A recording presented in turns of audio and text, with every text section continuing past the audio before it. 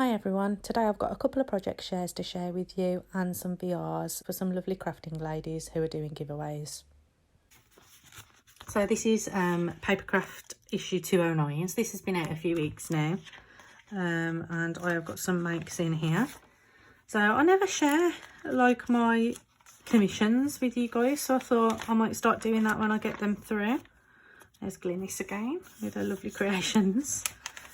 So again, I'll flick through a few pages. There's the lovely Ashley.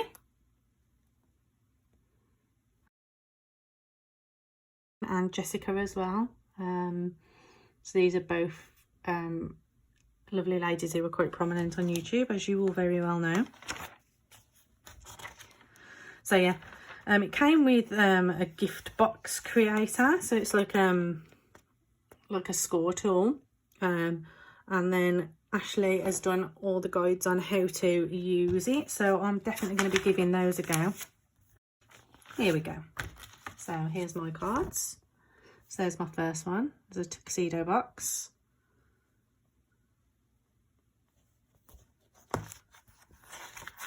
And then, of course, a shaker with glitter. And then there's a circle easel card, and I did some ink blending on the background, and I sort of used that heart cutout to stencil hearts. Sorry, I just dropped something there. Just use the heart cutout to stencil hearts onto my circles. And then again, I use loads of hearts and a paper piece them with the wavy lines as well there, you'll see, on that slimline card. And then I've got this, it's like a centre easel. I can't remember the exact name of that card. But I'd got like, I've done sort of stamping on there, but it's so subtle you can't see it in the pictures. It's such a shame. I wish I'd have gone with maybe a bolder colour on the paper. But yeah, like stamped sentiments all over that background paper there. Just a shame you can't see it. It looks a little bit plain without it, but there we go. And that's it. That was my makes for this magazine. I've got makes in 210 as well. So when that comes, I'll share those as well. And I'm currently working on a commission for, I think it's 213, maybe not. I can't remember which issue it's for, but I'm working on a commission at a minute. So when that one comes out later in the year, I'll share that as well. Okay, and then the other project share that I wanted to share with you, I'm going to add some footage in here. I recorded this yesterday, but we had a workman in and it was really noisy, so I just recorded it, and I thought I'd just talk over it whilst I did this whole video today. And so you'll be seeing now these cards that I made.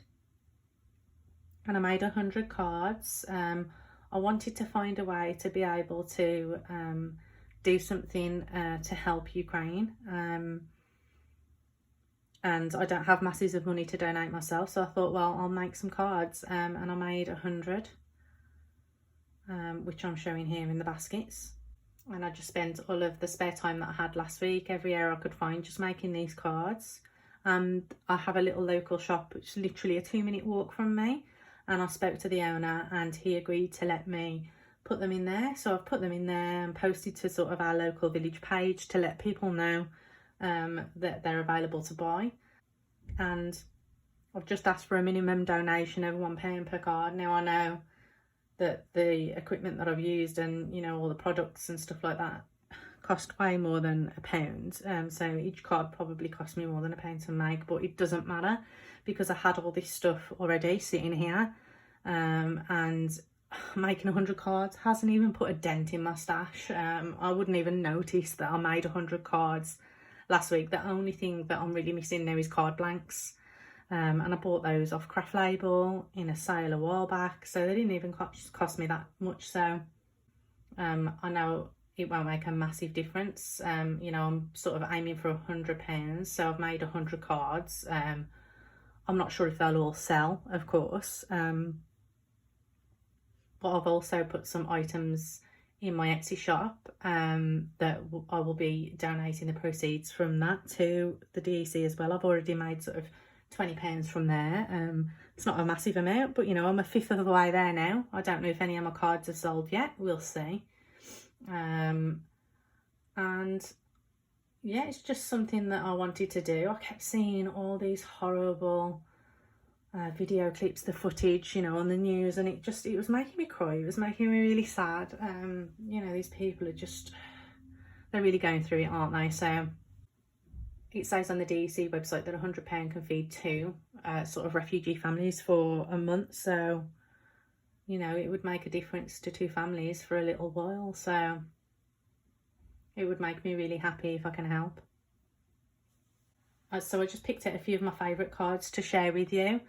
Because obviously it would take ages to show you 100 cards, and then because I was mass producing as well, some of the cards are very similar.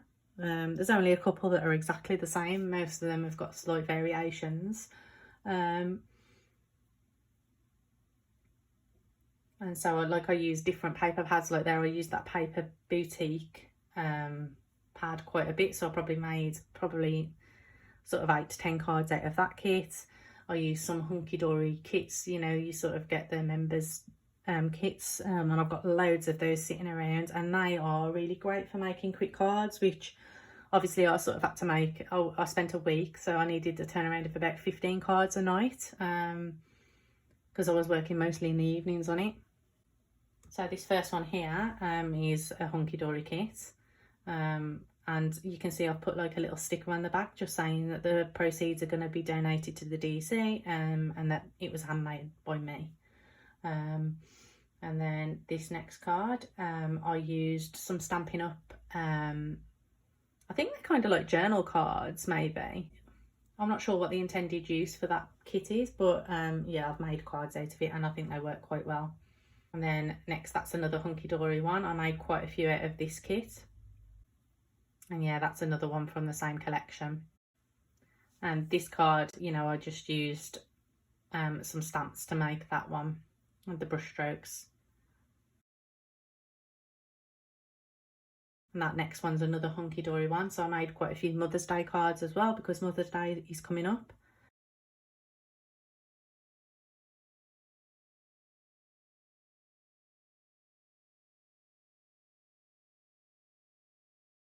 And there's another Mother's Day card.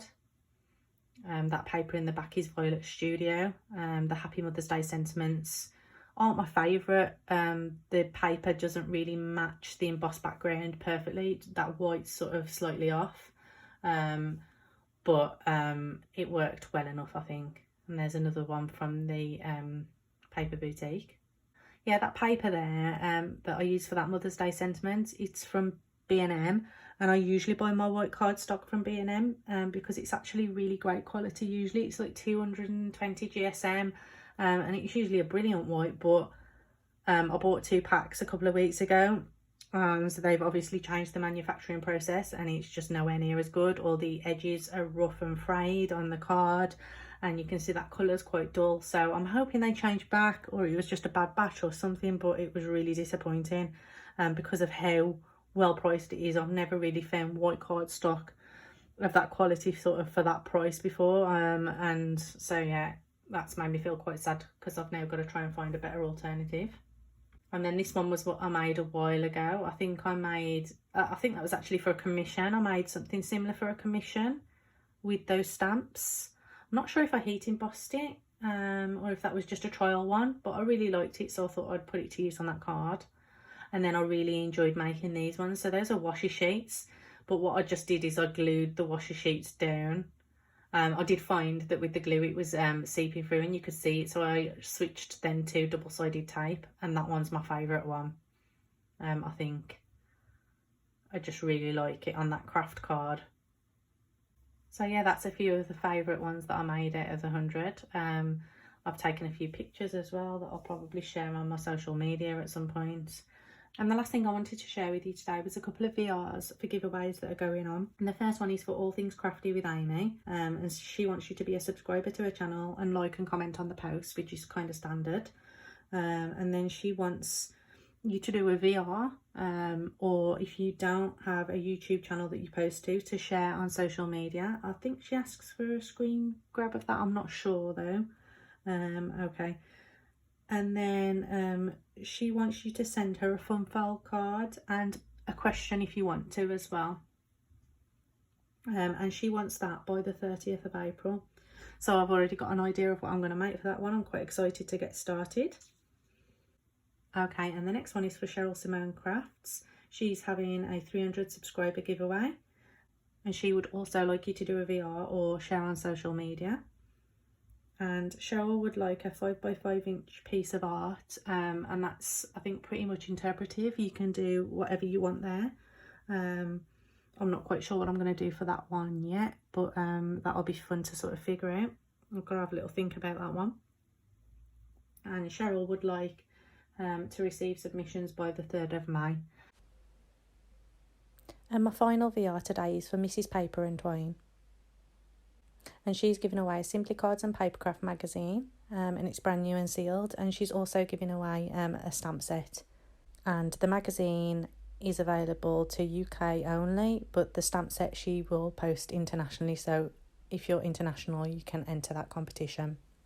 And all she wants you to do is be a subscriber and comment on her video saying enter me, and to do her a VR or share on social media. And you can enter Mrs. Paper and Twine's giveaway until the 16th of April. I hope you liked my project share today, and go and check out the lovely ladies who are doing giveaways. They're all great, and they've got some lovely prizes. Thanks for watching today. Bye.